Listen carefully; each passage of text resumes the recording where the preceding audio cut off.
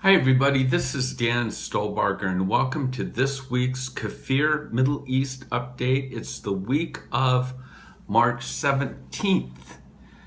With all of that in mind, remember that this is just a promo, little video on YouTube that's intended to send you to our website at holygroundexplorations.com. There you will find the PDF PowerPoint that goes into much more detail than what I'm able to cover in this short YouTube clip. So what's going on in the Middle East? We just celebrated Purim, and so it's not a surprise that while Netanyahu was in the Kremlin, that he made the statement that modern-day Iran threatens the Jews the same way the ancient Persians did in the Purim era. And Netanyahu has made it clear to Putin that Iran must not replace ISIS in Syria. Also, we're going to be in these reports, you're going to see breadcrumbs, I'll call them, that's causing us to wonder what's going to happen next in terms of Abbas being invited to the White House. Palestinians say that Trump is about ready to make a historic offer to Abbas next week or possibly next month. And so we're going to have to hold on and wait and see. Again, there's more articles in this week's presentation about talks that have been going on in Jerusalem concerning the, quote, two-state solution. So hang on. No big surprise here. We've talked over the last few weeks about the rise of anti-Semitism. And of course, this week, in regards to our last week in regards to Purim, there were 7 more bomb threats that went out to Jewish community centers in both the U.S. as well as Canada. Last week, we reported the potential or the possibility of Ahmad, and his last name I think is Dakamish. He is the Jordanian soldier that killed 8th graders in the 1997 shooting at what's known now as the Island of Peace, the border post that he was stationed at. Again, killing 8,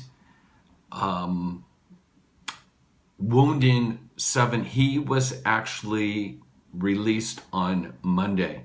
They released it late at night in order to keep from a major celebration, but unfortunately that is how he's been received back home up in northern Jordan, given a hero's welcome. And remember, we've talked about, was there any remorse? We talked about the fact that he was given a life sentence due to his mental capacity at the time, and that in Jordan was 20 years, and so he was released. He was asked if he had any regrets, and the only regrets that he stated is that he couldn't have killed more of the little girls.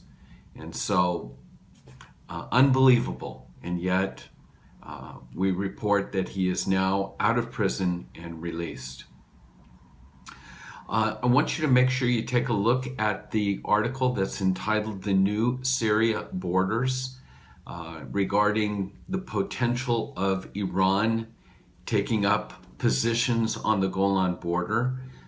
You'll see a map there. That map was given to us by Israeli intelligence the last time that we were up in the Golan. We took a jeep tour right on the border between Israel and Syria. And I don't think Syria will ever be the same, obviously. And you can see in the gray area of this map, all of that gray area is ISIS.